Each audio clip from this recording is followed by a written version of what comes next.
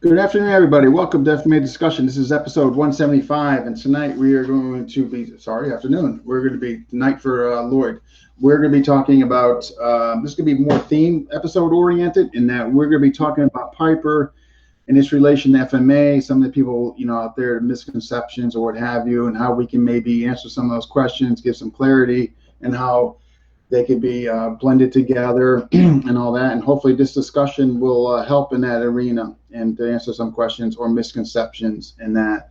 So without further ado, I wanted to welcome Lloyd and Chad to the show. Thank you guys for coming on. Hey, Dean. Hey, Lloyd. Yeah. Hey guys, thanks for inviting me on, Dean. Appreciate it. Sure. Yeah. So folks that want to see previous episodes, I'll mark them down later, but both these gentlemen have been on before. If you want, I'll give the number of the episodes that they were on previously. For Lloyd, he definitely went through the Piper and all that, so that might be a good episode you want to check out. For Chad's been on a couple times regarding my niece, one time here, and then one time when I was in Florida, I was able to meet up with him. So again, I'll list those episodes for those who perhaps would like to see those. So again, we're going to look at today at FMA and Piper and how they're different, but how they can also be blended and complement one another. I feel based on my experience thus far within the systems and all that, and just seeing the light at both ends and all that. So what I wanted, I guess, to kind of a nice intro to get into, let's start with the initial appeal to Piper. So Lloyd, what was the appeal for you to get into it?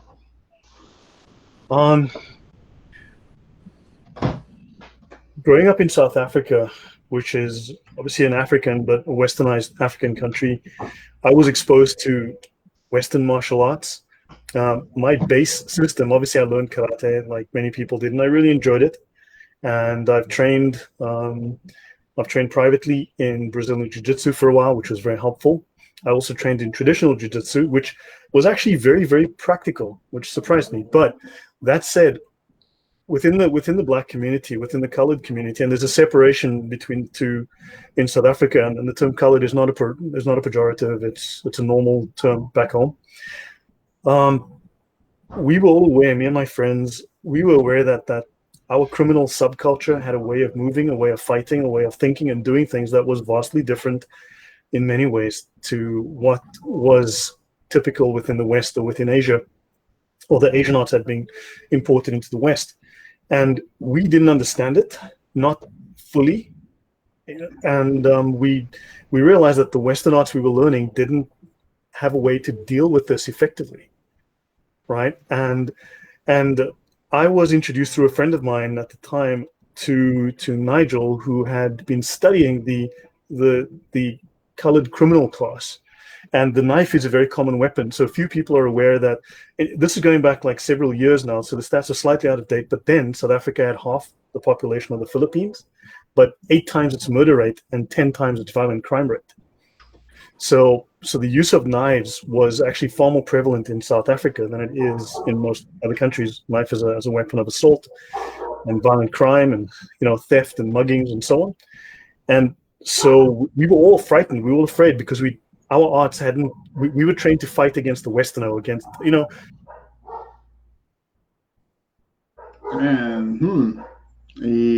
he's gonna be back. He's pretty tech savvy, so it had to be something that just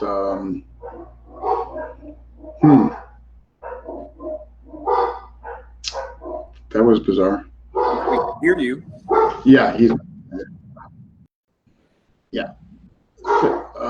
figured as much as a glitch. Okay. Sorry about that. I see. No worries, it happens. So let me just step back. So we were learning karate, kung fu, and various other things, whatever we were learning, right? But it wasn't suited to really dealing with the African criminal element, which had developed its own fighting arts for centuries, very effective fighting arts going back, thousands of years and being used in battles for thousands of years. And they were still current. They're still current. They're still used today. And we knew that there was something going on from the gangsters. We just didn't have a solid grasp on it. And Nigel had been studying this, and I had the opportunity to learn. So I dove in, and I thought it was something that was needed to study the criminal class, to realize that these guys have effective skills, very practical skills that have evolved over the last 120, 130 years or so. They work. What has not worked has been discarded. It adapts, it evolves, and also it was very simple. Oddly enough, it wasn't complex. It wasn't for show. It was to do a job.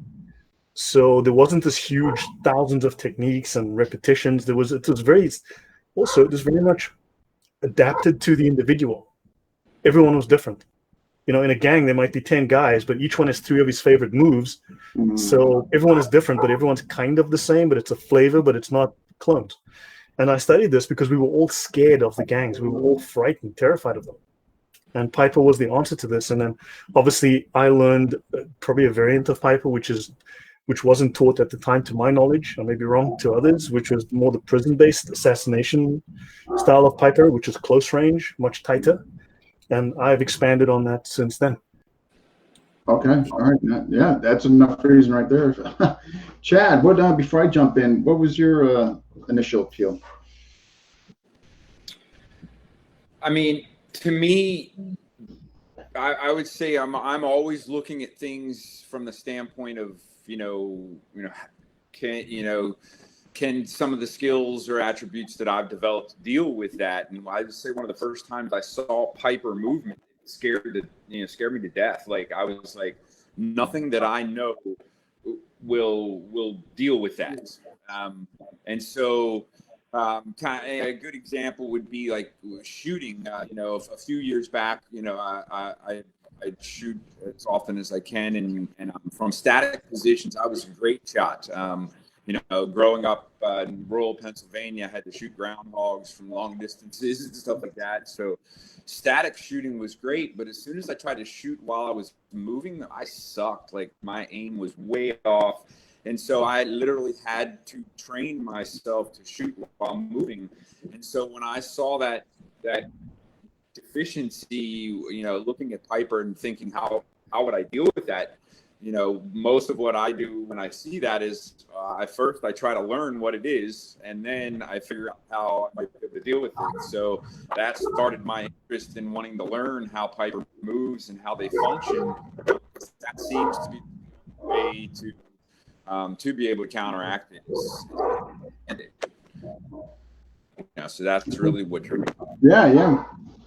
Yeah. So for me, it was I find indirectly through Burton. I talked with Burton. Burton was like, "Yeah, I'm doing this," and I'm like, "Oh, that's pretty neat." And I had seen some videos on YouTube, but so talking to him, then I started watching more, and I'm like, because one of my things I put a lot of time in being against knives, and I think like, how would I deal with this in an empty hand context against it, the way it moves and the dynamic of it, not just from the point of view of the reverse grip, but just the movements that were just I've never seen before. So that was my initial appeal, which kind of got my foot in the door. But once my foot was in the door, I began to see like how I could blend, with my FMA and all that, and how I could extract conceptually stuff from it to further my FMA and just to further my understanding against, and being against knife and just edge weapons in general. So that was kind of from start to current status quo for me. But again, really happy I did. I definitely, did investigate it, So we're gonna now that that's our appeal. What resonated with you, Lloyd, after you sought it out, for means of protection or better understanding the criminal element, in your community? Once you got your foot in the door, what was, what attracted you? What kept you there?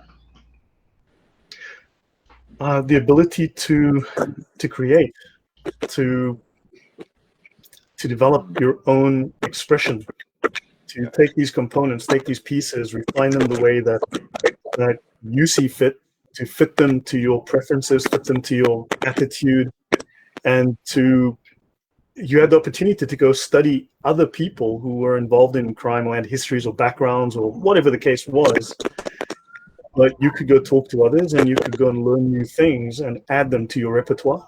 You could also start to understand movements and behaviors when you saw them. So it gave you a greater insight that was always evolving. You could actually start to see things from a different perspective when you were walking in the street. Now, obviously, I grew up in this environment, so it's not like I was naive or a novice, understand, but it gave me a deeper understanding because I didn't grow up as a criminal, right? I grew up around violence, but that doesn't make me a criminal. And it allowed me to see, and it allowed me to go, this gives me early warning. This gives me an opportunity to prevent something happening to me, but also it gives me additional tools I can use, I can add. And I was able to, and then I started noticing that Piper adapts to whatever your base system is. And for instance, mine is American Kempo. So my Piper started to blend with my Kempo. And so I think whatever is strongest within your movement repertoire, that starts to merge.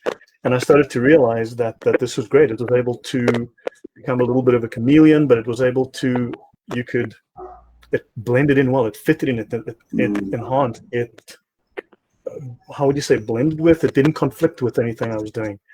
And you started to see that it stood where it stood. It didn't pretend to be a do-all and a be-all and a fix-all. It had its range, it had its purpose, but it was a really nice way to seamlessly blend between things, and this kept me there. Okay. Chad?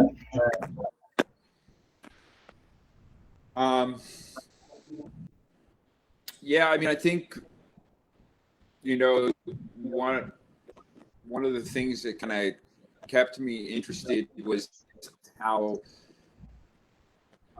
creative it is, how much it's based on learning concepts and then letting those concepts come through you as an individual, not necessarily, trying to fit a mold. Most of the other systems that I've worked with, they have a creative element, but that creative element happens like way down the line. I have some experience in the same American Kempo system as Lloyd, and it's like, particularly in Parker's Kempo, you got to know 280 some techniques and a bunch of forms and all this stuff to get the black belt to where you finally start to do creativity type stuff. So it's like you have this super long progression, whereas with Piper, it seems much more that you want to integrate your style of movement, early on, so that you can kind of develop your own way of moving. And to me, that really worked well. I even have written in my notes somewhere, the way Lloyd teaches allows me to integrate the stuff that I already know. And it's like a lot of other teachers that they don't allow it; they actually discourage it. So, to have that in the beginning of training was really just fresh perspective that I really appreciated.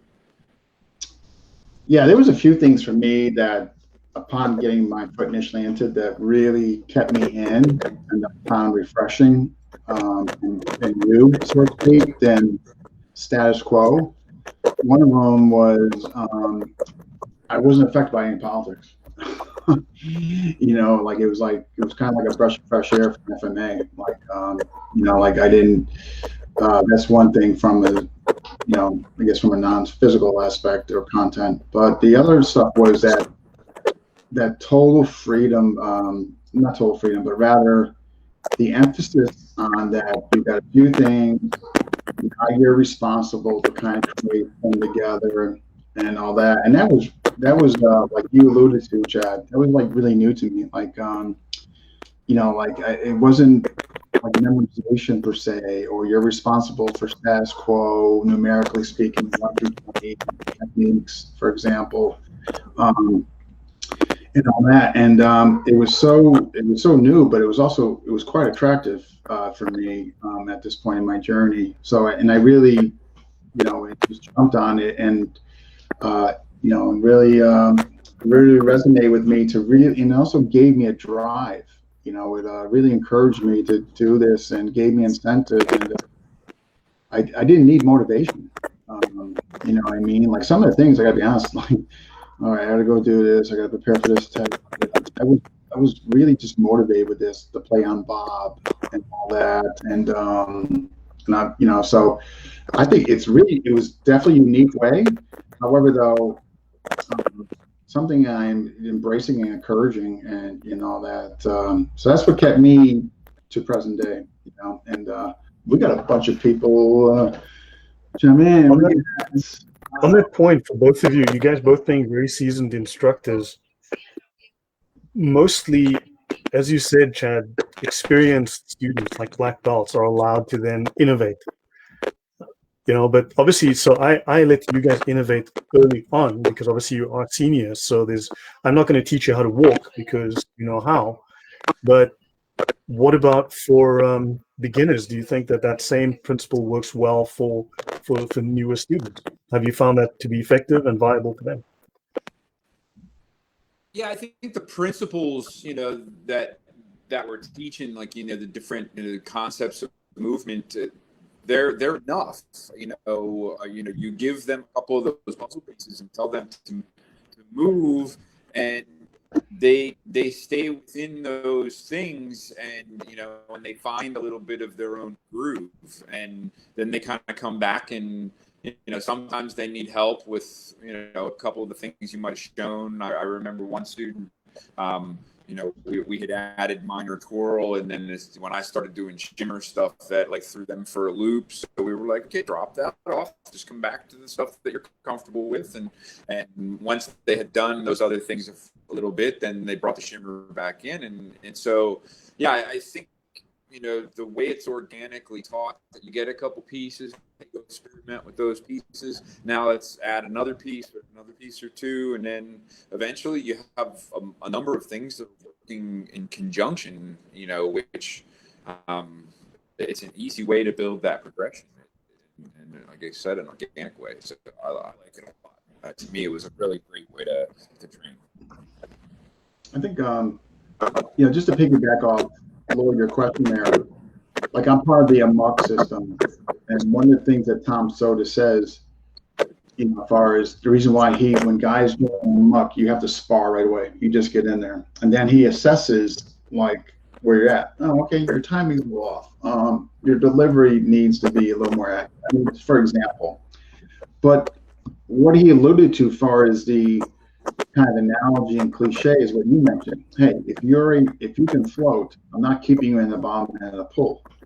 Get out there, and then we'll fix what you need out there, as opposed to I'm going to keep you here, take that when you really don't need to be there. So I find both. I think that's just a really unique way of doing things, and I think we can get the best out of our students if that was approached more, you know, and systems, in my opinion, because I've seen the evidence of it, not only here, but in AMUC, you know, especially systems that are more on the functional dueling kind of emphasis. So, you know, just to add that. And, yeah. Hyper is learned through play. People are put under pressure. Like I mentioned the story of, like, back home, to my knowledge, the tradition goes anyway, that the kid is placed in a hole, right? So the hole is filled up with sand, so he's buried up to his chin, right? And he can't move, or he's stuck in the hole. So maybe he can move his feet a little bit, but he's still stuck in a hole. He's not going anywhere. So he's got very minimal movement. He's not retreating, and he has to learn to move his body. So being stuck in that place, defending that ground, you have to learn to duck and dive really well while you put under severe pressure. Because that's how they start from, where Western martial arts start with very intellectual components and do this, and then you end off being spontaneous. Piper starts with be spontaneous. You know, it's from the African, be spontaneous, and now let's refine. And you need to, you know, what's your movement? And it starts where I think Western martial arts wants to end, and it works back towards.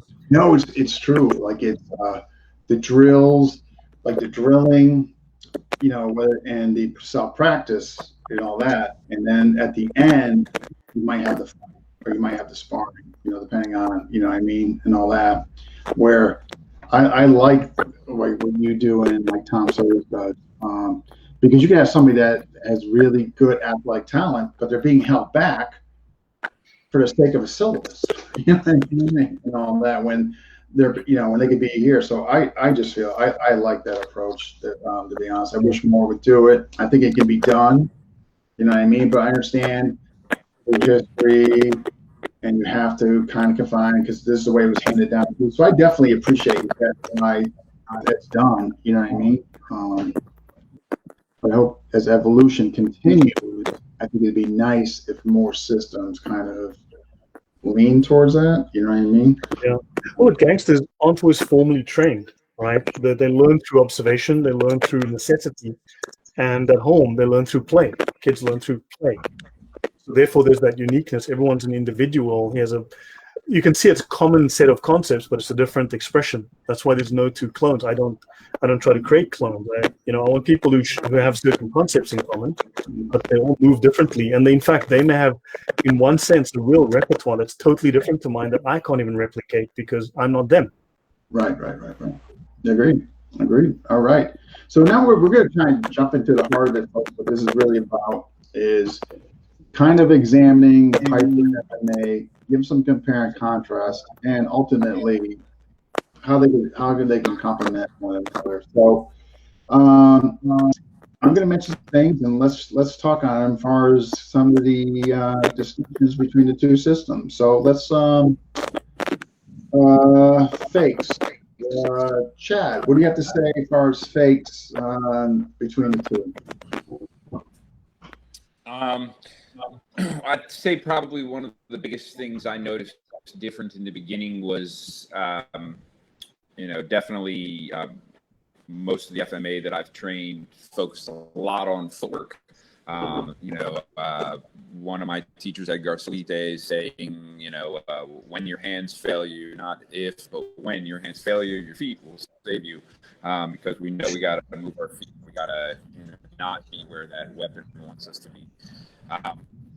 And in the beginning, learning Piper was kind of like, keep your feet where you're at, and now you have to learn to be mobile without moving your feet. And that was totally brand new for me.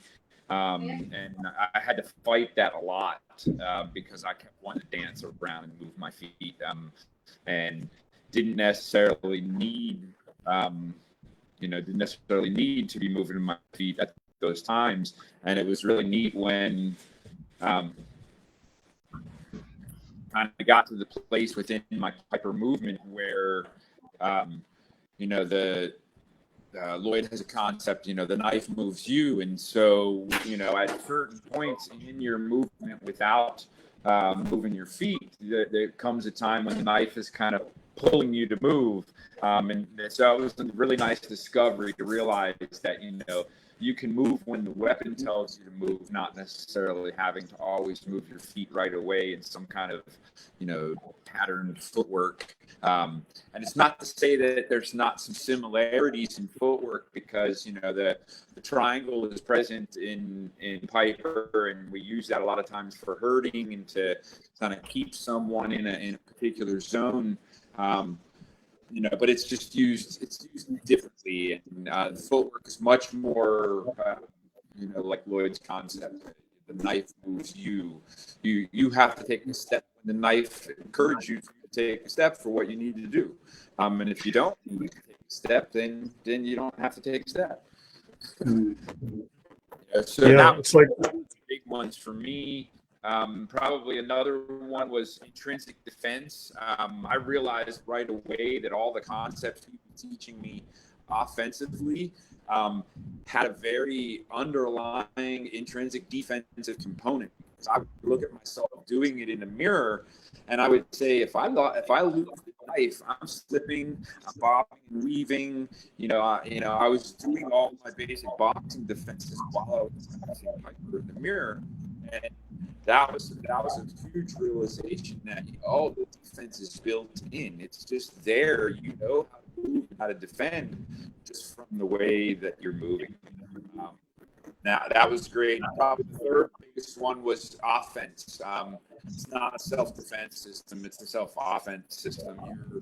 You're taking it to them. A lot of FMA is what I would call counter offense. He's coming at me, and I'm going to counter that and go right into my offensive material, but Piper's beyond that. It's self-offense. I see it's about to happen, and I'm going to act. I think in one of the first interviews I read from Piper, he said, "Get in, stab, get out." That's very attractive compared to a lot of the things you see in Filipino knife fighting, that development is great. Don't get me wrong. I'm not going to throw away all my FMA, but Piper adds just a different element, a different paradigm to what we're doing. Okay. Yeah. Before I chime in, Lloyd, what would you like to add?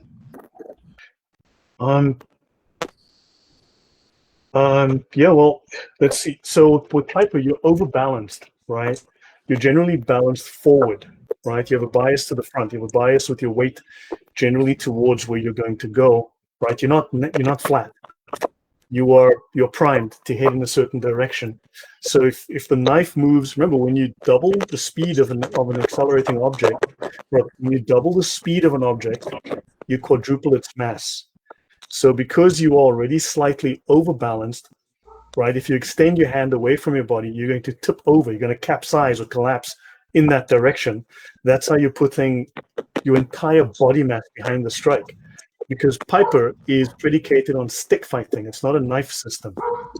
The movements are based off of stick fighting or club fighting. So you are doing stick fighting or club fighting movements, but you happen to be using a knife.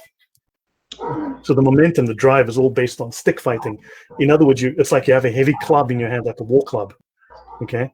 So once you extend your hand away from your body, it starts to pull you. But if you accelerate your hand, it's like having a dog on a leash. And if that dog decides to chase that rabbit, that dog's going to drag you. You're going to fall in your face because you're just going to suddenly, when that leash goes tight, that dog's going to drag you in that direction, whether you want to go or not. And this is kind of what you're doing. You're not moving from your feet. When the hand goes somewhere, your body's just going to shoot behind the dog, right? Once that big dog runs, So that's kind of the idea that Chad was talking about. So the footwork is out of necessity. So you move when it's necessary. Otherwise, you move. Also, you guys may have noticed, for those who don't know, I start by isolating to the fingers and the wrist and the hand, right? There's a distinction between the fingers, the wrist, and the hand. This is the wrist. This is my wrist moving. Okay, here's my finger. My wrist is moving above and below my finger. This is my hand moving. See, this is my hand moving. This is my wrist moving. So we isolate the initial training to just what can my fingers and my hand do? What power, what range, what mobility, what is possible just from here? How much power can I generate? What's the limits? Well, what are the negatives? What are the positives? What's possible? What if I'm trapped and I can only move this? What's possible? Then we start adding rotation on the forearm. Then we start adding the elbow. So you build up these components. So the power is whipped out from the hand. Once this flicks, all these joints are activated, and there's like this chain reaction. This is kind of, so everything works from the hand, and that's very different to the Western concept of being flat-footed, because you want to be overbalanced, and if you need to move in a different direction, you throw your weight around rather than walking. So hopefully that adds an idea to people, gives them some concept. Yeah. And so it's just on, obviously not a dueling system. The offense is the defense. I think the fake, like when I look at fakes, I look at creating reactions. And the Piper, it's really creating that overreaction. You're flaring out, trying to draw that two arms, and all that. So definitely the fake's more dramatic to really draw those overreactions, where depending on the FMA system, they're a little more not as flamboyant or as big per se. I mean, they can be, but generally speaking, not. Reverse grip, obviously, that being there. The footwork we kind of already went on there. The shield hand, the active left hand, like to me, it's way more significantly used in Piper than in FMA. Not that it couldn't be used in that same lens of FMA. That's one of the things I bring to my FMA trading is that usage of the left hand from Piper. Grabbing, slapping, hitting, pushing, manipulating. I mean, anything that a left hand could potentially do, essentially. So those are some of the things that resonate with me. The fakes, definitely the posture, that very forward leaning in, that weightless fall from C-lot, all that. I mean, that stuff. That stuff. Yeah. Historically, people don't realize Piper is based off of like roughly 5. You can say 3, but 5 arts. One is the Dutch came to Africa, settled in South Africa. They brought the Indonesians, who brought silat. These were the people that brought the knife to the Cape. These people were fishermen. They were experts with knives, and they brought a thing called their version of silat. And in fact, in Afrikaans, they still say they have a term to smack someone, to slap is to klap. But this is not the Afrikaans word. The Afrikaans word is slaan. But they'll say laat hom geklap. Laat hom geklap, which comes from the Indonesian kilap. And slat comes from silat. So laat hom geklap, they clapped him and they did slat him. Okay, and I don't mean as in, okay, get your mind out the gutter. No, it's so slaan, okay, without say slut, but it's kilap silat, thunder silat. So that's one of the roots of Piper, right, from like 300, 400 years ago, right? Then you've got British boxing from the 1800s, and then you've got the Nguni arts. Now, these are not Zulu only. The Nguni is like 18 different tribes, but the main are the Zulu and the Xhosa, and they all have pretty much identical fighting arts, although Shaka did make a couple of innovations on the weapon side, the shortening the stabbing spear. But you're looking at the spear and the shield, the larger shield. You're looking at the tiny shield, right? And you're looking at the stick fighting, which has 2 sticks, and maybe a shield for the hand, a smaller shield. So you're looking at times it switches between all of these, the stick fighting, the spear fighting, as well as the club fighting. And I think the major component on the Zulu side, or the Nguni side rather, is the club fighting, with a lot of boxing movement implicit that you actually find that you're doing without explicitly being taught so. Correct, Chad? You do a lot of slipping and ducking and diving and bobbing and weaving. Mm-hmm. All right, let's get to a couple of questions I got here. So first, that kind of parallel what we're talking about. And I can help chime in on these too, as well as anybody else. Different starting places for knife fighting, kind of like here. So he wants to know, as far as FMA definitely deals with more on the dueling side, as we said. Piper not a dueling system. The criminal ambush and all that. The different starting places for knife fighting, like in FMA, depends. Like if you're doing hand engagement, you're kind of going to start out in the longer kind of, range. If it's open, well, then that's going to fluctuate depending on the targeting, what's allowed, and all that.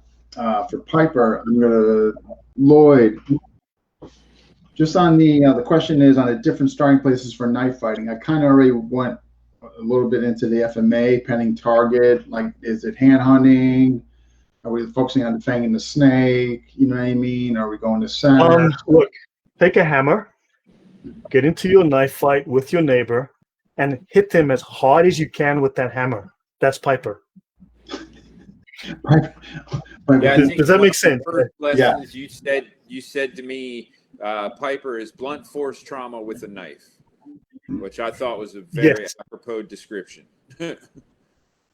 Yeah, blunt force trauma with a knife. That is a very Piper is basic. Can I maybe demonstrate for a minute? Do you think? Sure. So, because Morgan Garrett said is the spear fighting reverse grip. Yeah. So maybe. So hold on. Let me take a second. So if maybe you can just change the wide angle and I can see. Actually, I can. I can actually. Hold on. Just because I'm cut into that little tiny third. Just to briefly maybe show. Now look, I am no silat player, so I'm no boxer.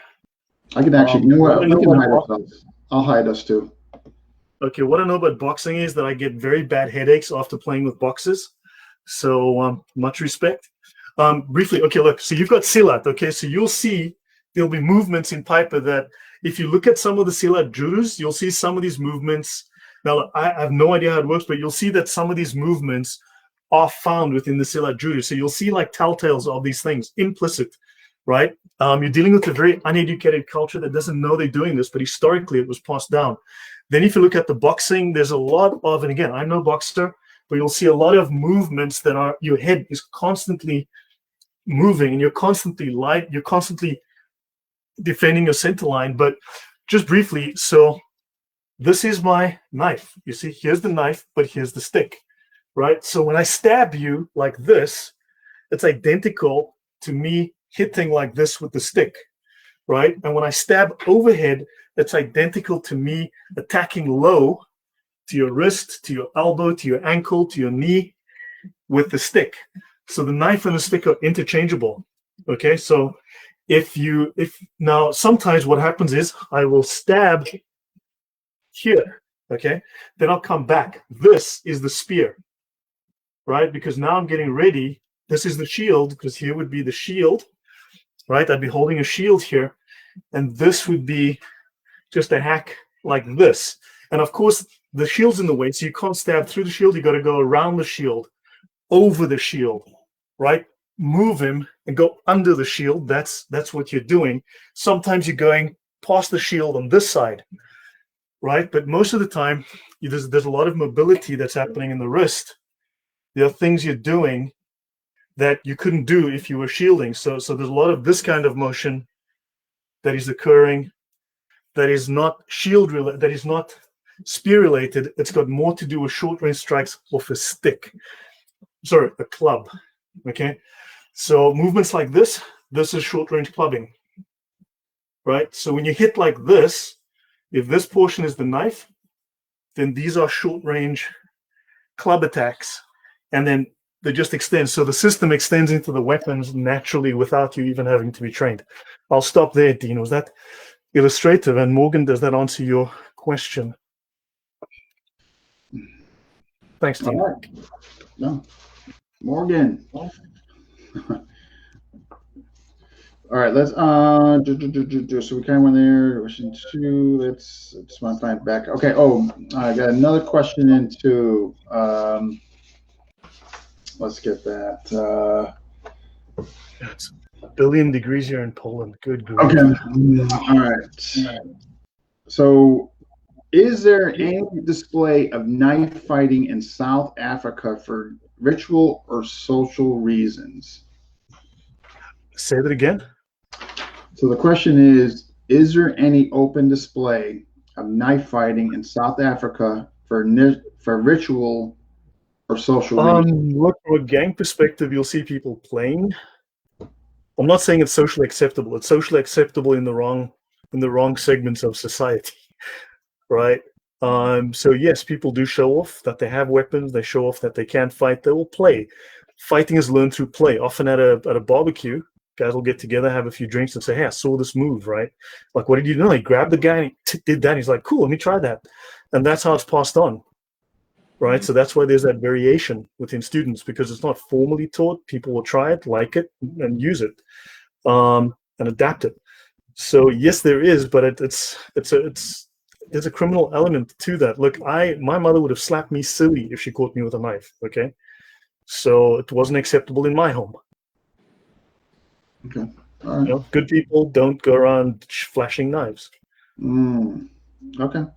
Let's the learning experience, how one kind of goes through the system. So, and what have you done as far as the evolution of it? Like, you clearly have made an absolute a couple things. One, tapping into the organic learning of the student to sort of ignite self-creativity. But in addition to that, you've also done quite a bit with the syllabus. What say you on that, Lloyd? I studied. Let me just read this one question from Garrett. Concern yourselves with enthusiasm is a primary tactic for attack. Trust. Okay, so I can actually answer both because they're related. So Piper is a stabbing system. Remember, it comes from the spear, right? At least some of it. I'd say it's 70% African. I don't know. What do you guys think? Chad, Dean, what do you think? Do you think Piper is like 70% African, 80%? Well, what do you think in terms of boxing plus silat plus African? What do you think is the percentage? I see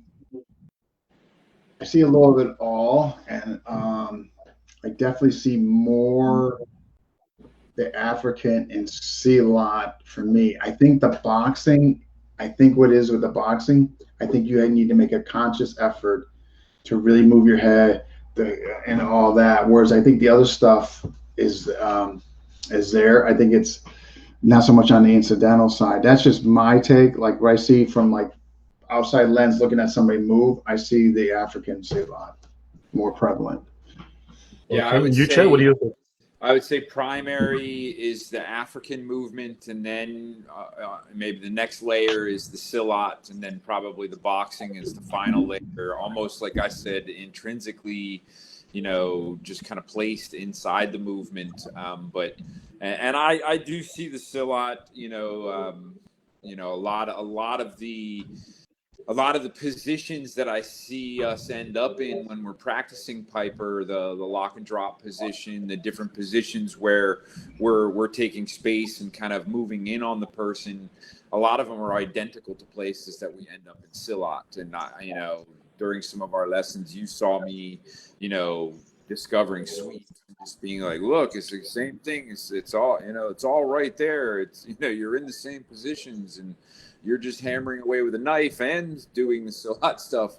But to me, there's such a parallel in some of that movement. When you drop the knife and it's empty hand, you can see moves from the judo, see things that are inherently silat, but then it's still on a base of movement that's different, because most of the Kuntao and silat that I've learned, either from an Indonesian or Filipino perspective, has a strong root in Chinese martial arts. I mean, obviously, Kuntao means kung fu, but even Uncle Bill's silat and sarak is really Chinese internal martial art related.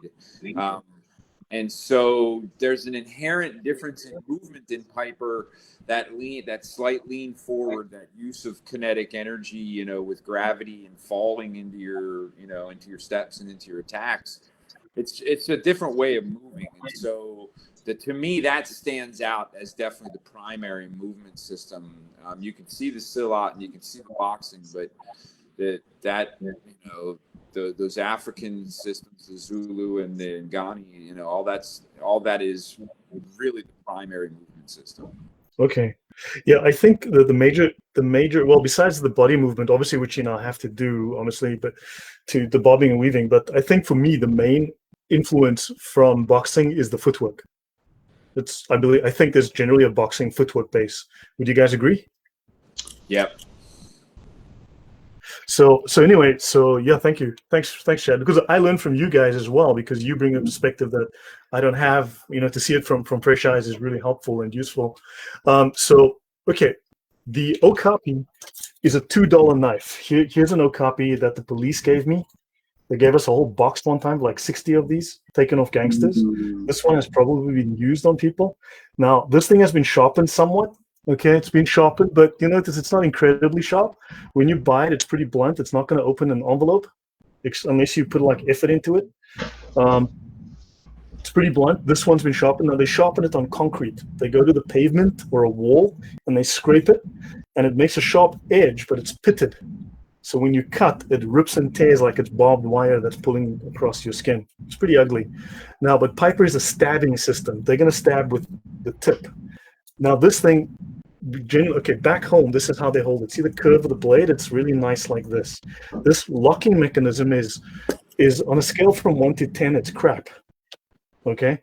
So you have to be very careful. If you're going to hit someone like this and this thing folds, your fingers are gone. So they will fight like this. Right? Now, I've changed it. This is the permanent method because we're using better weapons. Western European weapons, far, far better than this $2 knife. right? Far better than this $2 knife, far better locking mechanisms, etc. Now, because this weapon has an unreliable edge, and the Zulu systems were stabbing systems because they didn't have knives till the silat arrived, right, with the Indonesians. So the silat was introduced, rather the knife, let's say the knife was introduced, and they met in prison, the blacks and the Indonesians met in prison, and to a large degree, the Brits had banned them using traditional weapons, so they didn't have sticks and clubs and shields, right, and spears. So therefore, they had to adapt their existing movement to a short-bladed weapon, right? And these guys were fishermen, so they had short knives to cut their fish with, right? Not bolos, not swords, right? Black people never had knives. So, right, not until quite late in history. So now your weapons are very sharp, very high quality. So I have to respect the fact that there is a blade. And it's a high quality weapon, a much higher quality weapon than is present. We never trained with training blades because we couldn't afford them. We just couldn't afford them. This you could steal off somebody, or your uncle would give you one, or there was one lying on the street somewhere. You found it by accident, or whatever the case might be. These were cheap. We trained with these. Okay, that's normal, Racco, quite normal. Everyone trains with live blades. That said, because you guys have these excellent edges, I've had to modify Piper to, and this I will credit to Mark Denny for really pushing me in this direction, and he was right to do so. Keeping this live hand behind the blade as much as possible, right, to save yourself from decapitating your fingers, right, and from stabbing yourself. Because before there was a lot more playing around with the hands, in front like this, but that had to change because these edges on the Western weapons, the brands you guys have are crazy. So that had to change. And also I had to start using the edge, but Piper is not primarily an edge-driven system. It's more opportunistic on the edge. It's really point-driven. It's designed to kill. It's not designed to tickle. It's not designed to cut. It is designed to drive in and eviscerate. It's designed to drive in and kill. That's what it was for. So it is really not defanging the snake. No, because it's blunt force trauma. When this blade goes down and it hits here, it is going to chip the bone. It is going to rip the tendons out. It is going to tear out chunks of flesh. It's not going to leave a neat little cut. It is going to tear off chunks. I promise you. Scarring, disfiguration. Yeah, you're going to tear out chunks. You're going to have the skin is going to split. So it's this. So the edge. Now, for instance, if I were to do this, right, if I slice and I cut through like this. Now, maybe the edge gets you, maybe it doesn't. I don't care, because once this comes here, it's going to go back out like that, and I'm going to stab. So really, it's a stabbing system. Certainly, you can cut, and I've modified it for that, but it's at 98% edge-driven. Does it answer the question, Dean? No, thank you. Yeah, absolutely. Thank you. One last point. I've also done a bit more research. Burton's has helped here. I've done more research into the African origins of the system, and I've been able to clarify movements that are indigenously Zulu-stic or whatever the case might be, and I've incorporated those or cleaned them up to make them more explicit, and thus the system now moves better. It's more rounded because it's now discovered what these movements are. Okay, no, that answered perfectly as far as the evolution and all that. No, thank you. Let's turn into the organic learning and why getting the student to tap into their self-creative side is so important. Let's hear from you, Lloyd, and then me and Chad can kind of put our pieces in there. No, do you guys have anything to add, Chad? What's what I just said? Do you have anything to add to that? No, I mean that was really good analogies for everything. Yeah, I mean, I think I think that the way that this system developed has a lot to do with with the type of movement that we see, and the fact that it's so many of the things that we practice are old battlefield arts, and Piper's happening today. It's not it's not that, okay, this was the way the sword was thrust on the battlefield and we should learn to know. This is the guy who, if you're in the wrong place at the wrong time in Cape Town, he's going to do this technique on you, and you better be able to recognize that movement and my opinion, take off before he ever gets close. You know. Yep. Yeah. No, thank you. So, Dean, your question was creativity. Just remind me again, please.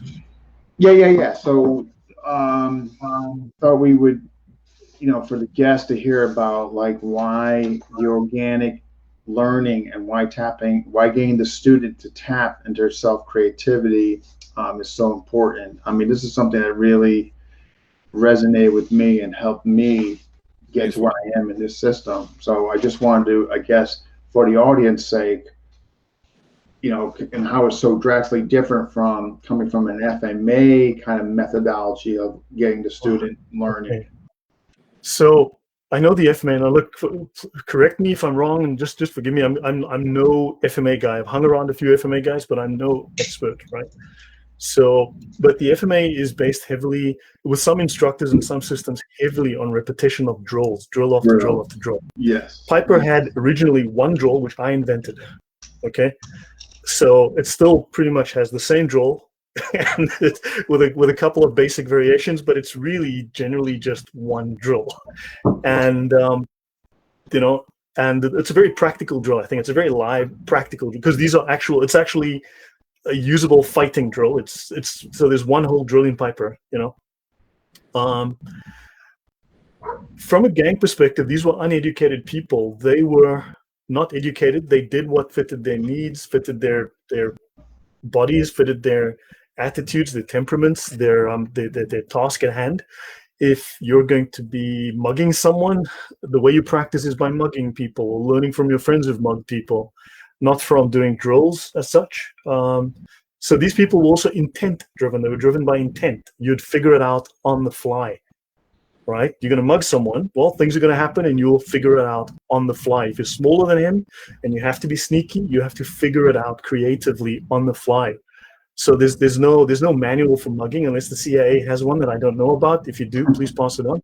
But I'll incorporate that into the grading syllabus, because to grade, as you guys know, you have to find someone on the street randomly who has the same size shoe that you have and come back with those shoes. You're graded on not only how quickly you got the shoes, but whether the shoes fit correctly, right? And then, of course, for extra credit, if you bring me back a pair of shoes, you're the man. So I'm just kidding, right? Those are jokes.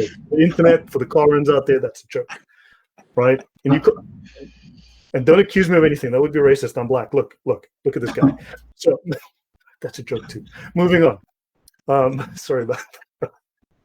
Okay, so by the way, both these guys got extra credit. I'm just kidding. Anyway, so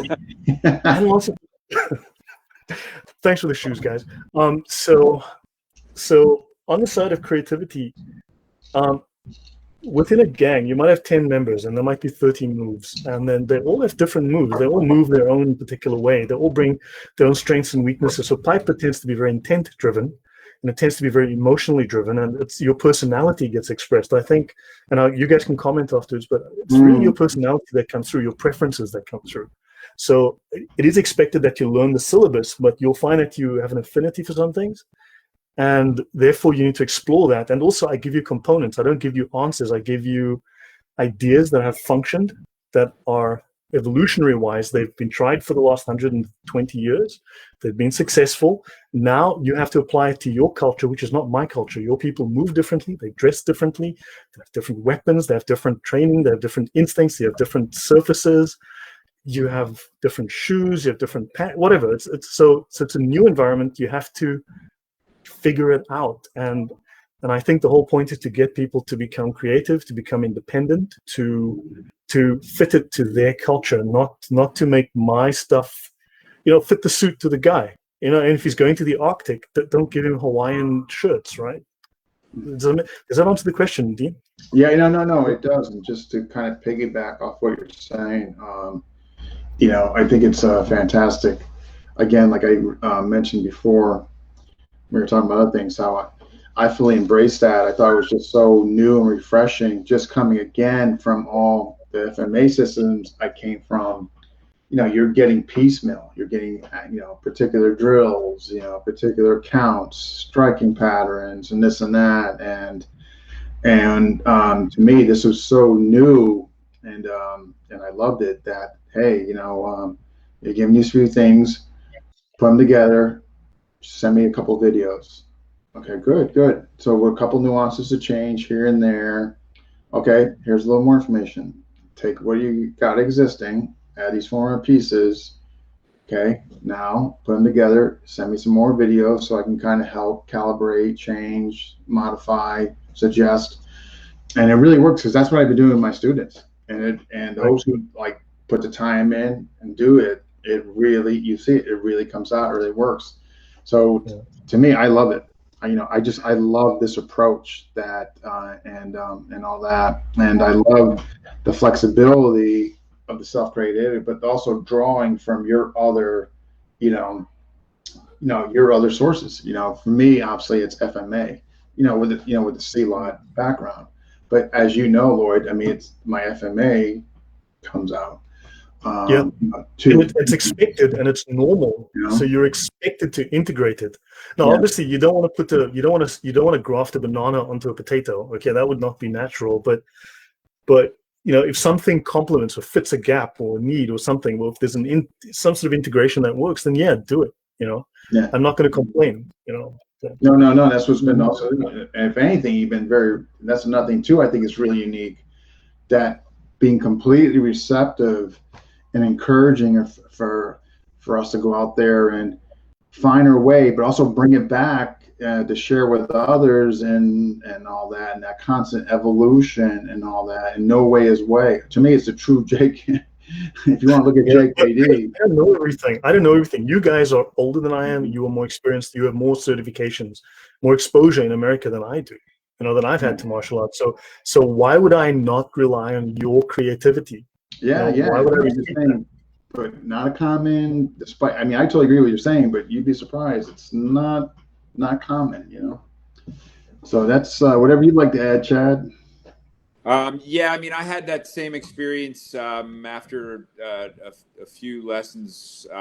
Lloyd was like, hey, take this and, work it a little bit and send me some videos. And I kind of like, after the lesson, was kind of working the material, and I said to myself, like, wait a minute, I don't have to do your pattern for a year, or I don't have to it was this whole like new idea, like, hey, no, take these concepts that you just learned and explore them and see what happens just out of your exploration. And for me, like you mentioned, Dean, definitely, integration started to happen right away. I started to see how Piper can integrate with the FMA that I've been doing, for 30 years. Probably the harder one for me was my Chinese martial arts, because whereas the only thing in FMA that I would say I had to work against a little bit was my constant desire to want to move my feet. In Chinese martial arts, there were a number of things that were just counter opposites almost. Everything that we're trying to do in Tai Chi is trying to get this balanced, rooted, grounded feel in your feet. And then Piper's like, no, on the balls of your feet, ready to fall forward, and so it was different to integrate that. And I can't say that it's only gone one way, because now sometimes in my Tai Chi form, I find myself using that kind of kinetic fall. It happens because it's organic, and I know that it's a way that's going to generate force, so that I don't have to do it, externernally. And so some of those principles have carried over. Some of the other ones I wrote down for the Chinese, like smooth versus erratic, like everything in Tai Chi and Bagua and Xingyi, all the Chinese arts that I've worked has to do with this smooth, performance. And everything in Piper's erratic. You want those timings to change. You want to be off a little bit and to not have that. You don't want that. You want that. Almost more like drum rolls with some pauses in between. So there were some things in Chinese martial arts that I had to overcome in order to be able to do the things I wanted to do in Piper. And so that's been interesting to kind of see that that evolution of, oh, okay, wait a minute, no, the FMA stuff kind of organically just kind of put itself in there, but some of the Chinese martial arts stuff, I had to look at it and say, yeah, I'm going to keep this principle on the side because it's not helping my learning right now. And then once I would get that feeling more into my Piper movement, then I could kind of start experimenting with bringing that concept back and see how it affected what I learned. But sometimes within the learning curve, I couldn't do all of those things. I had to say, no, you know what? Let's drop all that stuff. I don't need this template of movement right now. Let me just get this one form of movement down, and then we'll worry about it. Yeah, on that point, and that's really interesting. I think, I mean, you will agree that the way I teach is very progressive. As I said, I start with the fingers. I say, okay, guys, here's your thumb. These are the fingers. Now the fingers do this, and the thumb does that, and this is how. So the weapon. Where's my camera? Good grief. So we start with, okay, so the thumb does this, and when the thumb does that, the weapon does this, right? And now when the fingers do, so now I can add, thumb plus, if I pull the trigger, I can get that, right? If I push the thumb, I get that, but if I use the fingers, I will get even more. And so we start with the wrist, the thumb, and the fingers, and we say, okay, fine, now that we've mastered maximum power, what power is possible just in this?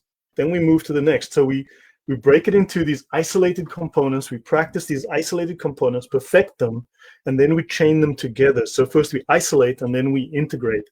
So we isolate, and it's really about training your motion differently. It's movement. It's a new movement skill set. So we have to put some things aside. But eventually, yeah, I think, do you think it improves your awareness and your movement, your ability to adapt between different kinds of movement? Can you switch between the two more rapidly now, or instantaneously? Yes. Yeah.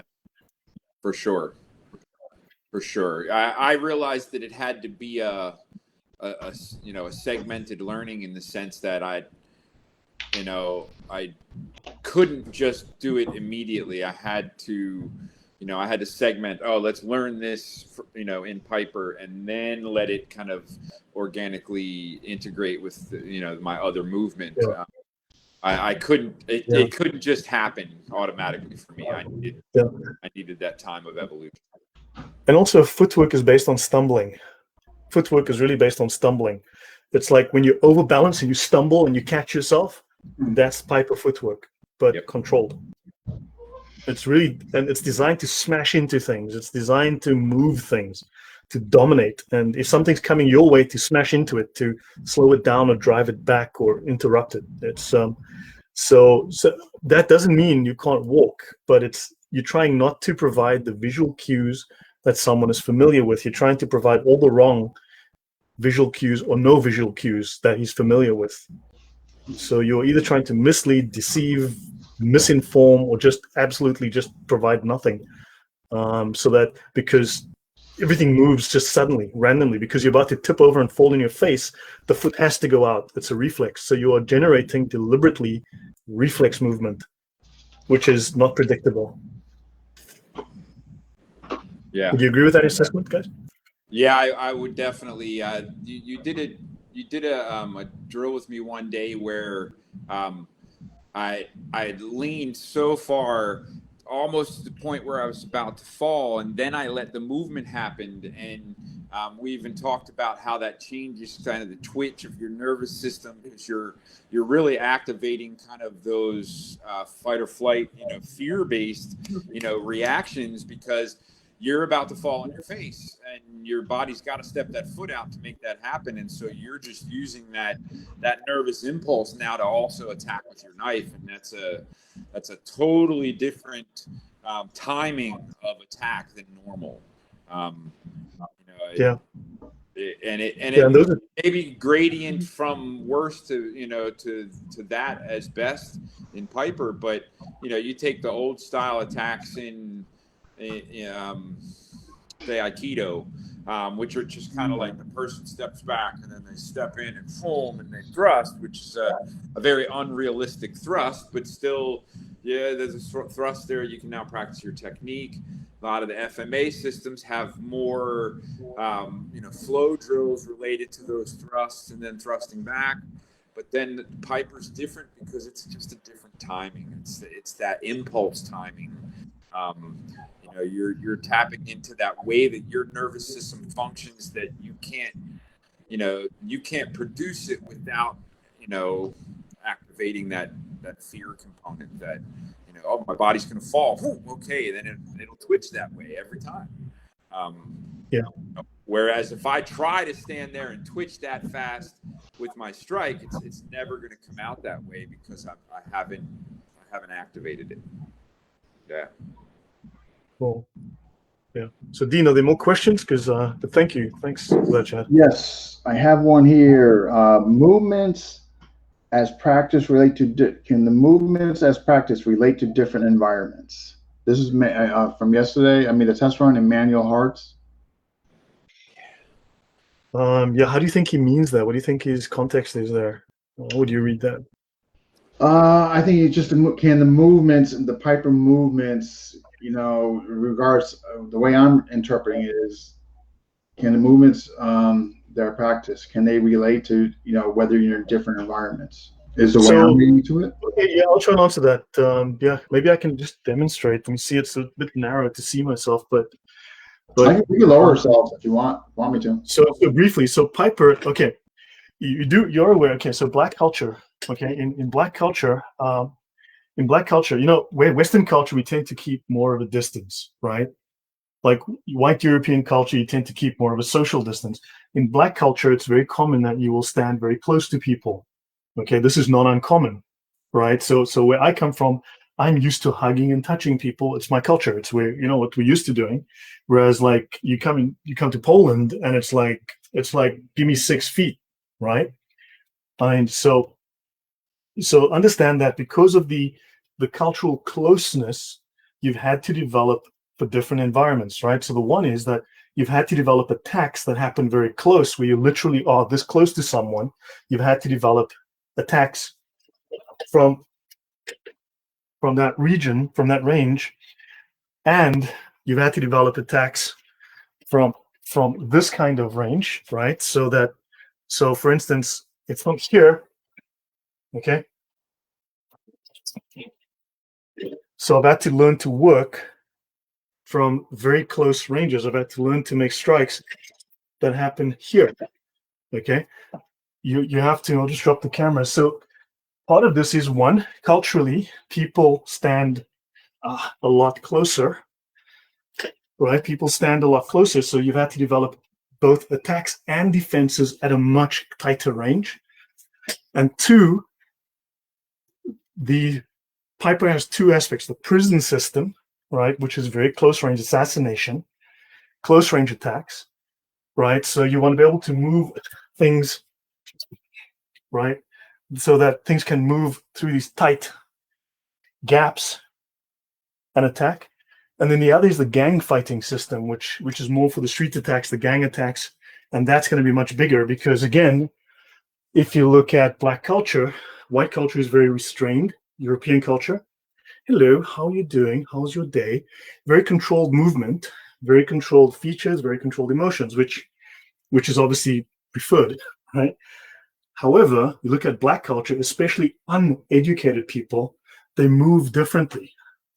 Now, is this a white guy walking or is this a black guy? I mean, that's like, seriously, how's that even a question, right? It's not hard to tell the difference. So there's also this is a black guy responding to an insult or just okay. This is typically not a cultured, educated Western movement. We tend to be very refined, very small, very balanced. But this thing is very black. So you've got these bigger movements, and these manifest in the stick movements, in the spear movements, which are very big, and some of the attacks, right, they become very, very big. So it does change that it also has, for different reasons, not for cultural, social reasons in terms of the behavior of the culture, but in terms of the context. So Piper would fit into an airplane cabin, it would fit into a train carriageway between the seats, it would fit into a ship, tiny movements, because it can do that. It's designed to fit and move. I'll stop here. It's designed to fit and move on someone right here. So I can move the weapon from here to here, stab here, move it back, right? It's designed to fit on someone. So you want to be able to fight on them from here, right? But also in the gang fight scenario, the culture wants to be seen. So they open up and they get big because you have to be seen to beat the guy. But if you're assassinating him, you don't want anyone to see. I'll stop there. Hopefully that answers and gives some insight.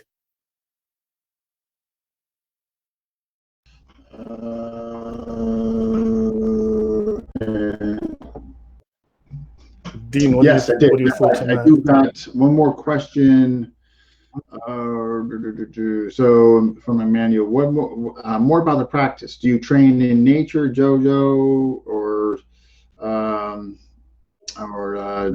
does the system count for that? I have no idea what that means. You train in nature. I mean, I train as my chair. You met my training partner. IKEA. $160. So his question again is more about practice. Do you train in nature or dojo? And does the system account for that? Is his question. I mean, if you go to a dojo, you can train in a dojo. Yeah. If you're outside, but Piper's. This is my spare room. I train here. I train on the chair. I just whatever. I mean, I don't have a training partner. I haven't had one for years. I only teach at seminars. I teach online. So it's something that think of tapping into your aggression and letting it come out, but it comes out in twitch fashion. So there's a certain level of control, but also there's a certain basic number of moves. Piper's gross motor movement. It's a very large degree gross motor movement system. Remember, people always say that when you get under high stress conditions, that your fine motor control goes out the window and you switch to gross motor movement. Now, the thing is that, yes, you do, but you actually develop very sophisticated chains. The wind's coming up. I think there's going to be a storm. Right. So you actually develop very sophisticated chains of gross motor movement. But however, within Piper, you're going to have very fine motor control that's happening at the finger and hand and wrist level constantly. Okay, you can have a lot of very tiny motion going on here constantly, as well as rotation on the wrist. So, where was I going with that? So, sorry, Dean, I lost my thread. What was I saying? No, you were answering basically. His question was regarding, like training settings and basically. So you'll activate your gross motor movement, and there's only a handful of components. So your gross motor movement is really, there's certain movement chains which are common. And Piper only has about 7 basic attacks or movements, and then it's got about 5 positions it works from, one of which is a training position, but there's like 5 basic positions you work from, and then there's like 7 techniques in the whole system, right? Roughly. So it's like, 6 techniques in the whole system?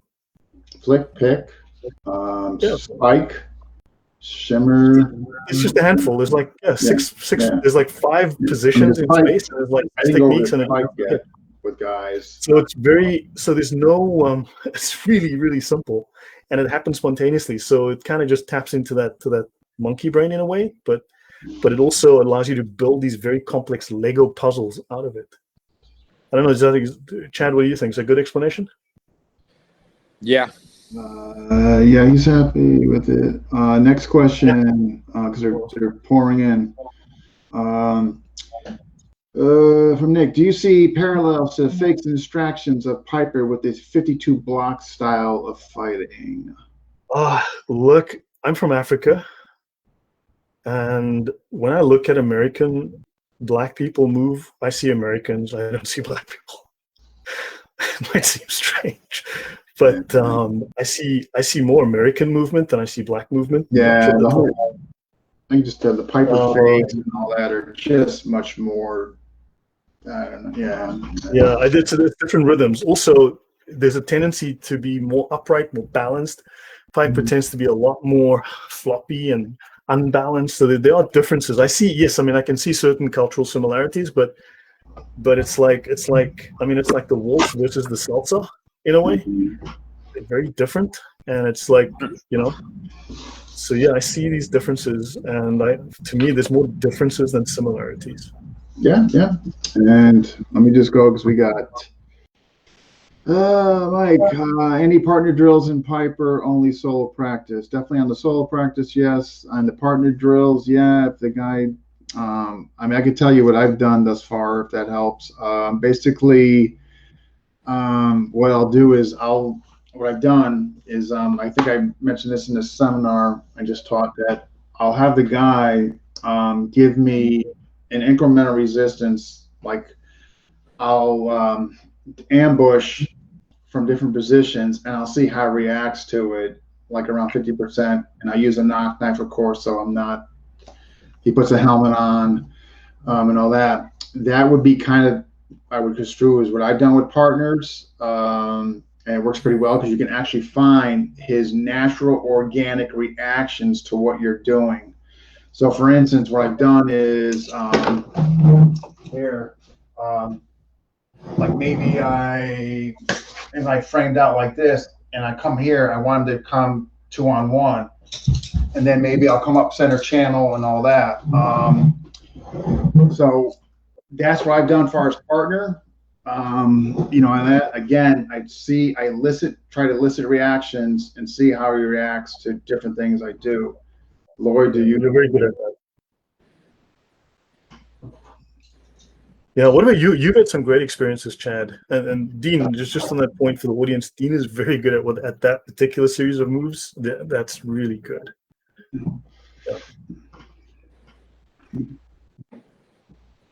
Yeah. Okay, so Chad seems to be delayed. Small circle jiu-jitsu, I don't know. Look, Piper does really technically work within clinch range. It's like a clinch range knife system. Would you agree, Dean? I'm sorry, Lloyd, can you just repeat that? I was just looking at the question. So would you say that Piper is like a clinch range knife system? I think, in my opinion, I mean, with the exception of the flick. So what I stress to the guy, I mean, your flick's like your longest. Outside of the flick, to me, you're in the trenches. You know what I mean? Yeah. Whether you got there from distraction, whether you got there from a hand manipulation, a big show, or I mean, whatever. But in my opinion, close range, clinch, stand up grappling range. Yeah. Sure. Okay, cool. Chad's back. Cool. I do got another question though. How much training do you focus on attacks versus recognizing threats? With the proximity, how much focus is dedicated to identifying potential threats versus training physical responses? I mean, look. So when I teach seminars, I do talk about at least ideas that are proven or trusted or well known and that work for me, work in my context. And obviously, I tell people they have to apply it to their context. Cues that I know may not be familiar to me within your culture, right? For my culture, it might not translate. But look, Piper is designed to be resilient. It is designed, the way that you move, you're designed to take impact. It's designed, Lloyd, the way that you're moving, you are designed to offset his movement. You're anticipating impact constantly. And you are either giving impact or you are waiting for him to rush you. You're assuming he's moving first a lot of the time, and he's going to be knocking into you hard, and you are braced. I wouldn't say braced is one way of looking, but you are prepared to absorb, to resist, and to overcome that impact force that's coming at you. But you are generally always looking to move your body, because your hands are not looking to grapple. You're looking to use your body to grapple. You're going to manipulate with your body, and your hands need to be free to restrain and manipulate and stab, and prevent him. So, I don't know, does that answer the question? Chad, your thoughts? Dean, your thoughts? I think so, yeah. I mean, again, we're not dealing with long to middle, now to close, to grappling, you know what I mean? So, besides you're closing on him, if you're in front of the guy, he's not necessarily going to be providing a lot of impact because you're on him. You're like a kissing range, right? A lot of it works at that range, so he doesn't have a lot of momentum necessarily. Matthew, let us know if that answers the question. The guy know one. Can small circle jiu-jitsu be utilized in this training? I don't have much experience with small circle jiu-jitsu, other than I know it's just obviously locking. Anyone? There might be some opportunity to get a hold of somebody and do some locking in this, but it's probably not the direction that we're moving, just because at close range with a knife, like Nigel's thing, get in, get out, get in, stab, get out. I don't want to hang around. As you said, it naturally lends itself to takedowns. It naturally lends itself to leverage moves to off balance you and takedowns. It lends itself to that, constantly lends itself towards trips and takedowns. So it is, it's really about that. You're going to be taking him down constantly, dropping him constantly. It's not because you don't want to be slowing down to start to now manipulate and you're standing your ground because you're moving like a whirlwind. You are surrounding the guy constantly, So you're not looking to slow down. You're looking to maintain momentum. You want to maintain your maneuverability, which includes your speed, your changes of direction, and your changes in height. And speed means not only how fast you go, but more importantly, how quickly you start and how quickly you can stop and then start again. And then beyond those is how quickly you can alternate between those. This is what's important, because you are also concerned that he can get, even though you have the weapon, you're not assuming that you have the edge necessarily. You're assuming that you may be at a disadvantage. You've taken that weapon to try to give you some advantage, but you are not assuming that you've won the fight just because you have a weapon out. So you are moving constantly because he's a threat. Absolutely. Definitely, because we're coming up on it. No, we're good. Tripwire. Just in a general sense, what can you tell us about it? And then I have a question from a viewer, which also kind of asked about tripwire. So I guess, what was your inspiration for, in a general context? What can you tell us about it? Piper is a rudimentary empty hand system built into it, because if you drop the knife, you can just continue into empty hand. So I assume everyone is trained, but it has a rudimentary empty hand system built in, because the silat is not explicit, it's implicit, right? So it's not really like these black people know silat. It's not at all the case. They have no idea what they're doing. It's just like a historical memory, but it's called there's the form style, what they call form style. It's from reform school style, which is a rudimentary empty hand system built into Piper, but it's kind of like a game that teenagers used to play in reform school. And so it's an aggressive game, but that it has a little bit of, and it's vaguely, roughly, but man, don't take this wrong. It's a little bit like 52 blocks in some ways. Okay, but I think it's more because it's like an African thing rather than because it's just. But tripwire, I realized that the same motions that work for the stick and the club and the knife and the spear work for the empty hand. Piper, if the same movements can be applied to empty hand, and I started to adapt Piper in terms of its maneuverability and deceptive nature to Piper. And I also wanted to develop something that provides, now Piper is ambush. If Piper is red team, tripwire is blue team. If Piper is the ambush, tripwire is the counter ambush. If Piper is the larger, more aggressive, African, bigger motion, tripwire is tinier, fits inside it. Okay, if Piper is attack, then tripwire is defense. If Piper assumes that you're carrying the knife, because Piper does assume you have a weapon in your hand when you go, out the gate, tripwire assumes you are unarmed. Right, so it's kind of the inverse, and it's like inverse Piper, anti-Piper, ambush versus counter ambush. And so tripwire is a refinement, I guess, of the ambush as I understand it, and also of the counter ambush as I understand it, and also pre-ambush, let's just say, ambushing before he ambushes you. And tripwire is very tight, very close. So tripwire is specifically designed for working at this range. Right, tripwire is specifically designed, you're working at this kind of range. You're on the guy. Right, where most people are very comfortable. Say again? I can lower ourselves. You want me to lower ourselves? Yeah. Just give me some guidance. What do you think I should mention, Dean? I mean, you can just give me some guidance. The example I showed, which folks seem to really enjoy on the one tripwire, is what you gave me, the multiple taps, anticipating the ambush and getting behind. So, but okay. Yeah, let me lower ourselves, and this way you'll have more. Okay. Yeah, because I'm not sure. It's I've never developed tripwire for video training. I did it with Piper system, but tripwire is a different thing. So okay. Westerners are used to facing someone face on like this. Now, coming from the posture that I did, I had to learn. Now, the right side is here. This is right side, and that's a threat to me, right? So I would often turn this way. And I found that also, like speaking with policemen from Holland and France and so on, they were dealing with Africans. Now, they were trained to deal with Westerners so their tactics are designed to deal with Westerners who they assume will work and operate a certain way. But the African migrants, legal or otherwise, that they were dealing with were not operating the way that they were trained to deal. And I took some of these ideas on board. And so I started to take some of the ideas that I developed in dealing with the people, the threats that I had at home. So if I'm at 90 degrees to someone, right, 90 degrees, this is their threat hand, their right hand, okay? I'm covering their left, their right hand is here, right? Now, this means that they would have to rotate. Most people are not trained to fight at 90 degrees. The energy is directed this way, the power is directed this way. I'm at 90 degrees to them. They assume that I am no threat because my line of force lies across them, okay? So, whereas from an African context, and when I developed this, I'm quite happy to be at 90 degrees and work sideways because I'm comfortable working sideways. So for instance, if I'm standing here, you don't see this hand, okay?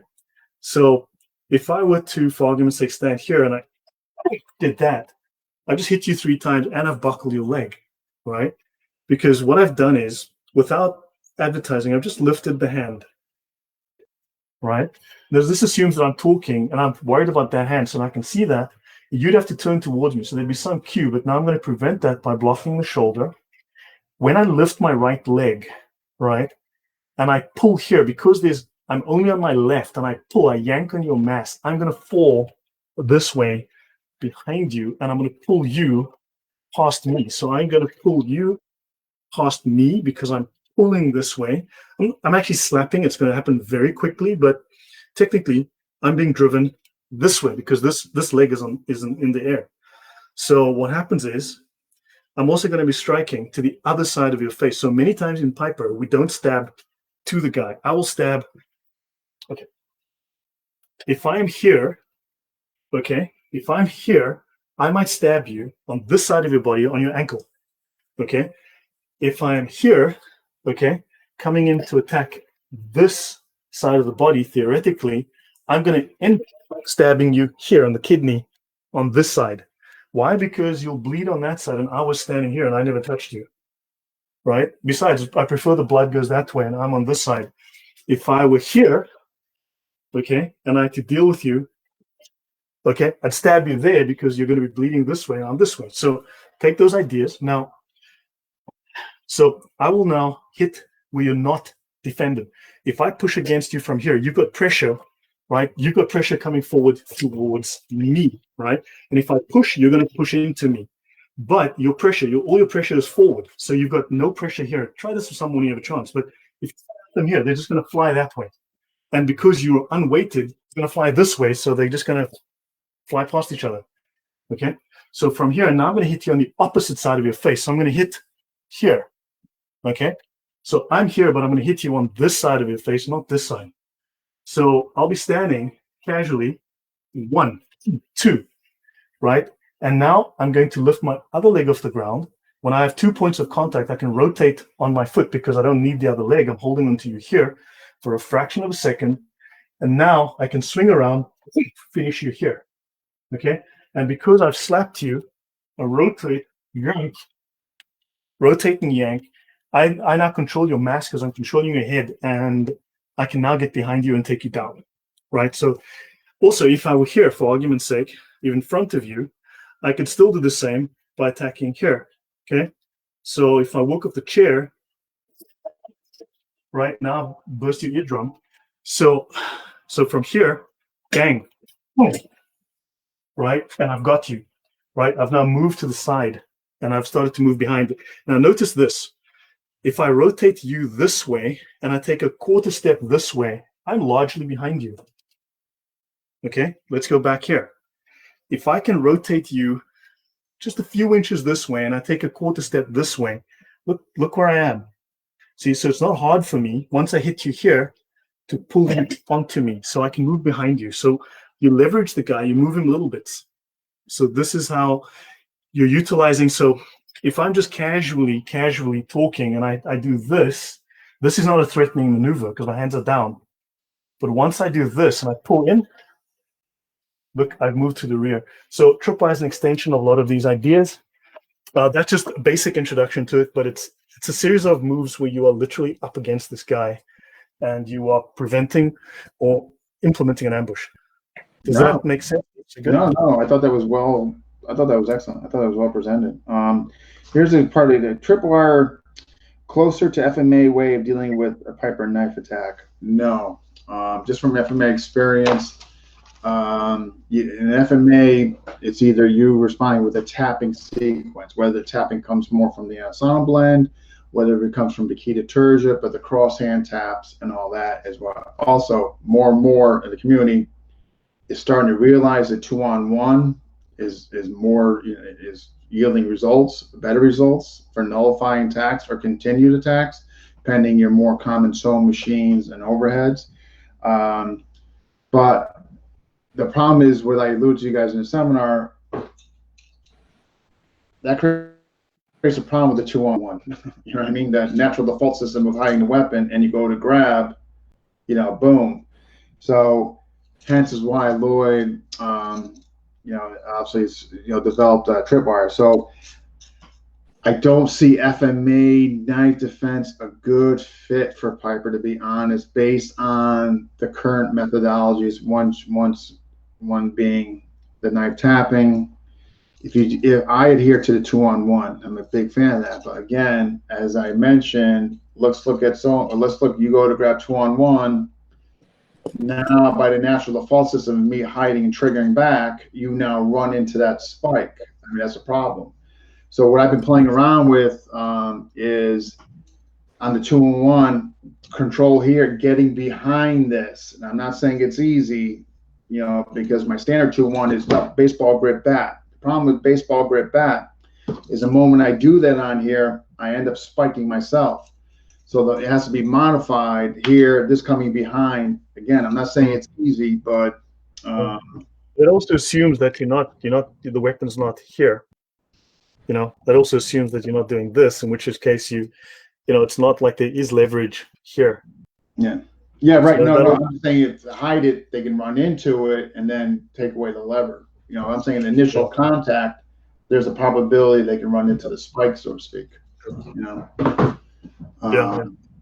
So, I don't see FMA without modifications into the current methodologies, and you can't look at the 2-on-1 FMA.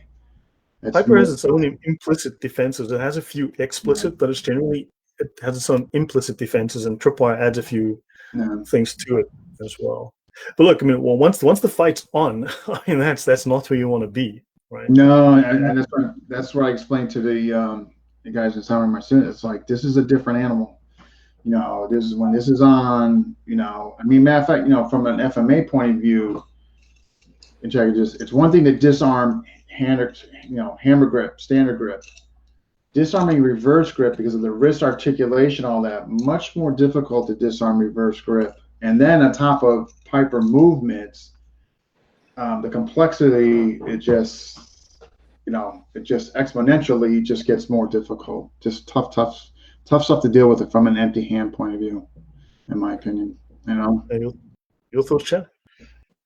Yeah, I've run into that same thing where, particularly in some of the knife sparring that we've done, even using soft knives and things like that, people would be going to grab my arm and they would just kind of run right down my arm into my knife, and I would kind of hook it, make them realize that there's a blade there and that they're trying to grab it. Which they realize right away is not going to work. But it's a different thing. Last weekend I spent a large part of the weekend working polo with Brom, and a lot of that was in a saber grip position. We did different strips and ejections of the blade.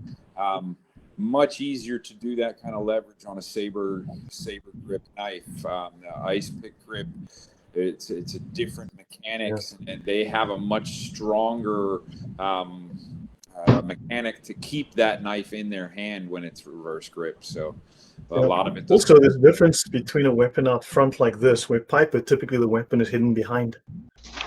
So, and this hand, you can punch the living daylights, and elbows and punches and knees work just fine. Piper doesn't inhibit those. I mean, you can box with the knife in your hand. Would you think that makes a difference, Dean? As far as the I all the above actually on that. I just think it's such a different, like Lloyd, you know, the amount of time I spent on you've seen the videos I've done on anything against knife, the ambush attacks. This is just I mean, I'm telling you, it's one thing.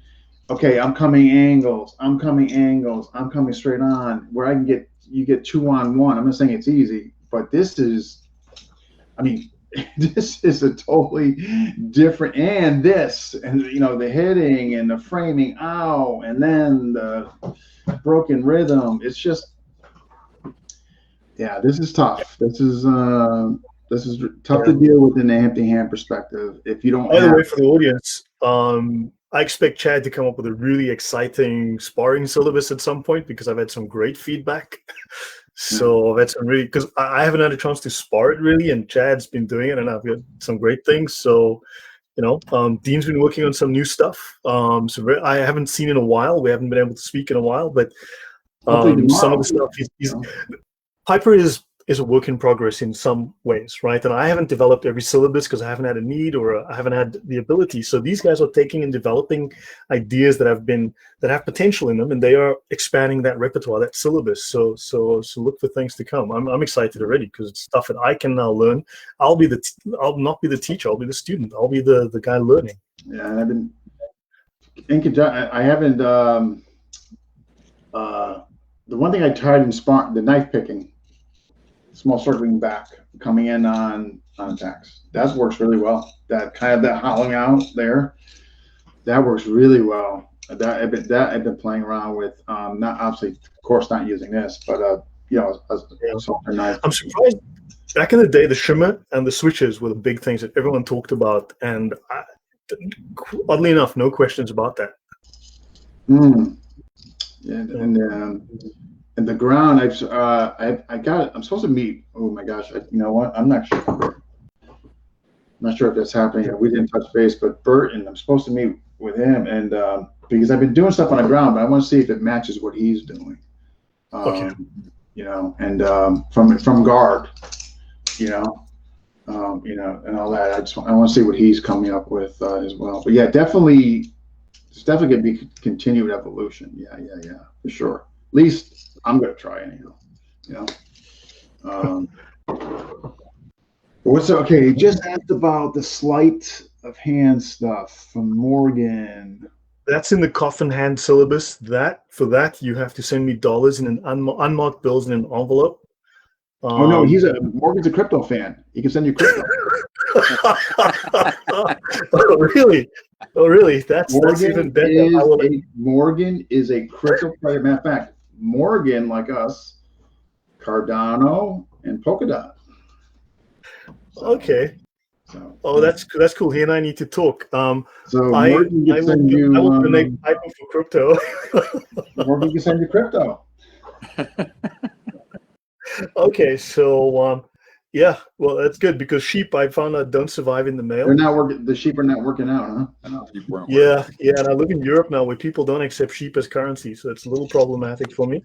I've had to adapt to things like, it's called electric, not sure, something like that, but and the toilets flush it, dude. That's crazy. Coming from Africa, that's a huge step up. It's flushing toilets. Amazing technology. Seriously, I love America. So, yeah, the PI crypto, I'm doing that too. Yeah, hopefully something happens with that. Yeah, cool. Yeah, sorry. So, the sleight of hand is, look, there's inherent risk when you start to switch. So there needs to be a good reason for it.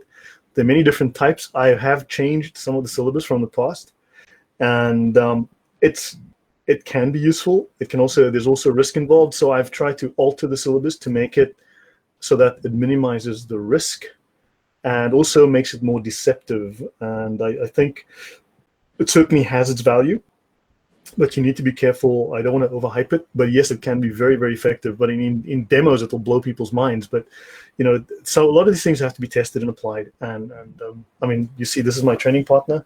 He's not the best communicator, so that's why I rely on these two guys. Your chair there, huh? Your chair doesn't like to.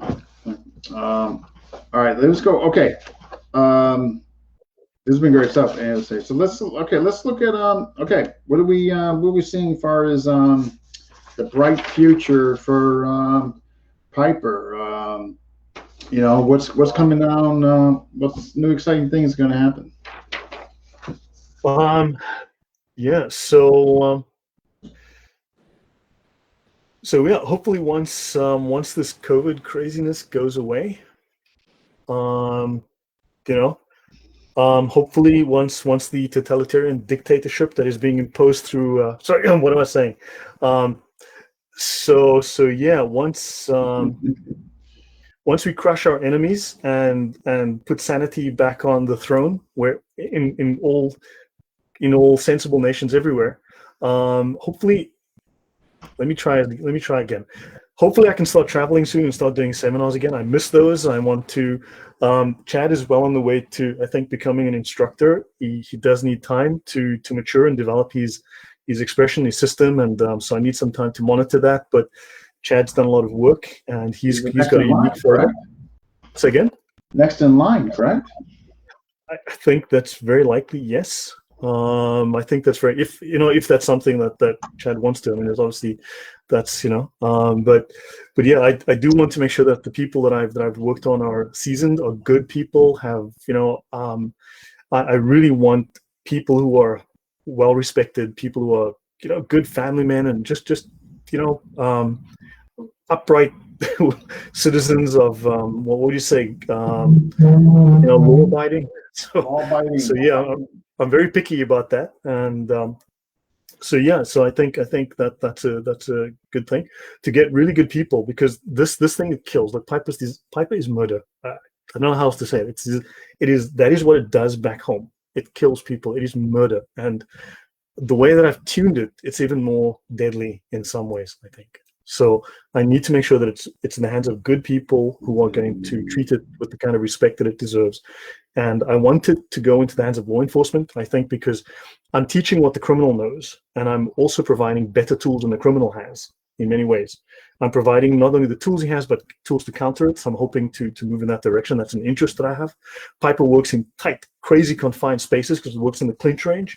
I think this is something very unique, and I'd like to develop it further.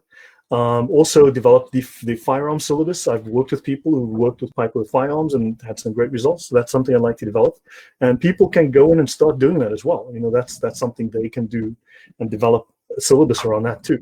And I hope to travel and start doing seminars, meeting more people, and I want to develop like 2 or 3 more instructors over the next 6 to 8 months. I've been working with some people slowly, so yeah. Quality over quantity, and I think Piper will grow. It complements the FMA. I'm not trying to compete with the FMA. Yeah, sure. And I'm hoping to do seminars. That's the thing. I'm hoping to do seminars. That's hoping to travel soon as this craziness ends. Hopefully one fine day. But I mean, it just your thoughts, guys. I maybe talk too much. No. I think that's great. Guillaume, yes, it's changed extensively since Peterman's book. It's changed extensively.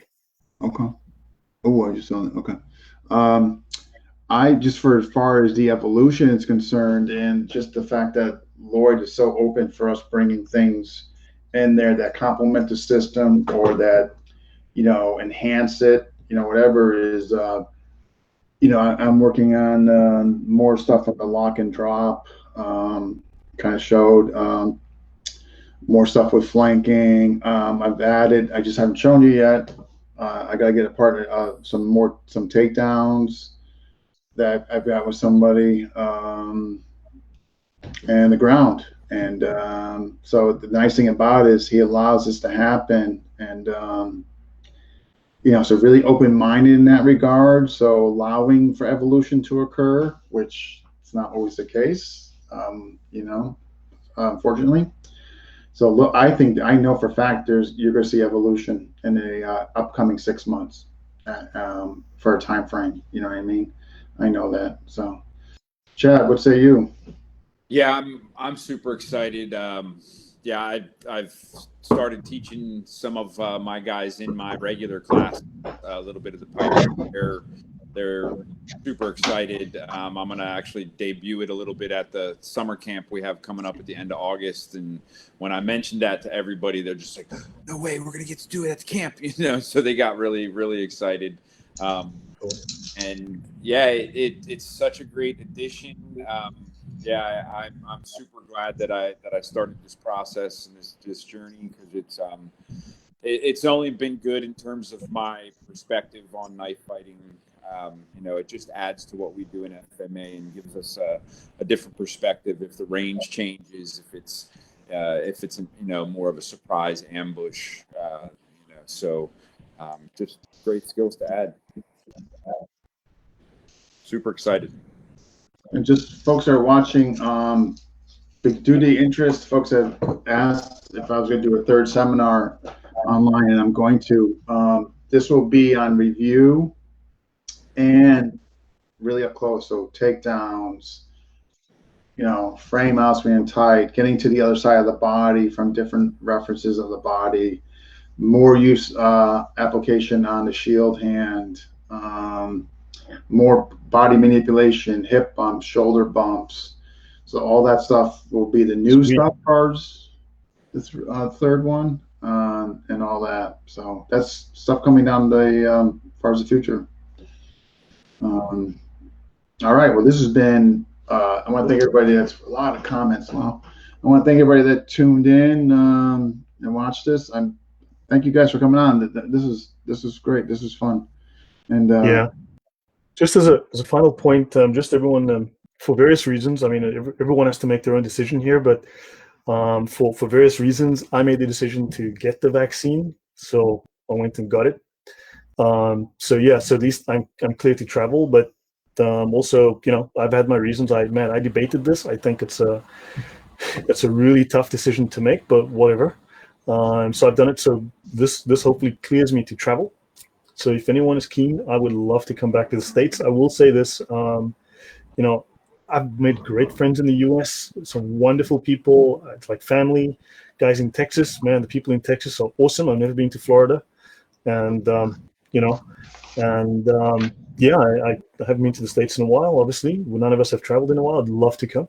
And I'm based in Europe. So if anyone's in Europe, I'm open. And of course, guys, all of us, Dean teaches online. I teach online. I'm in Europe. Dean's in the States. Things are growing. Things are developing. It's something new and fresh. So please look us up. And I'd be very happy to talk about traveling. I'm very open to it. Yeah, we're definitely going to get you here. We got definitely going to get you here for that. Hopefully that project's still on the table. Because if I can, I need to, I'm willing to make the move if things open up in your area. To be honest, I'm happy to come out. It's going to be easier for me than to do it in Poland. It's really tough in Poland. Okay. Yeah, definitely. And all right, folks, those who watch, thank you. Appreciate it. If you haven't already, subscribe to FMA Discussion, where you can see this interview and other great ones. Lloyd, tomorrow, we still playing? Yeah, I'm good. I'm good tomorrow. Yeah. Okay. All right. Chad, I want to thank you so much for doing this. Hope we didn't take away too much from clientele. No worries. Anybody's got any questions for me, you guys know how to contact me. All right, guys. I thank you so much. Thank you, guys. I'll be in touch, Lloyd. All right, you guys take care.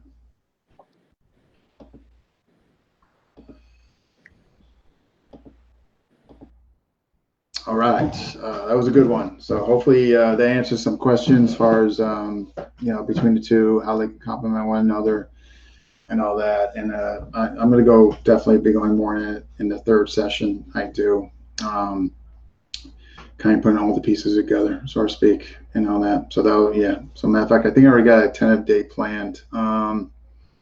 August 15th. I think that falls on a Sunday. I'll make the announcement on that. I'm just checking here. August. Yes, the 15th. So that's, yeah. So that's what I'm thinking. All right, folks. Thank you. Again, if you haven't already, hit the like button. You subscribe to FMA Discussion on YouTube, where you can see this interview and other great ones and all that. Yeah. All right, Morgan. Thanks. Get your crypto ready. All right. Take care.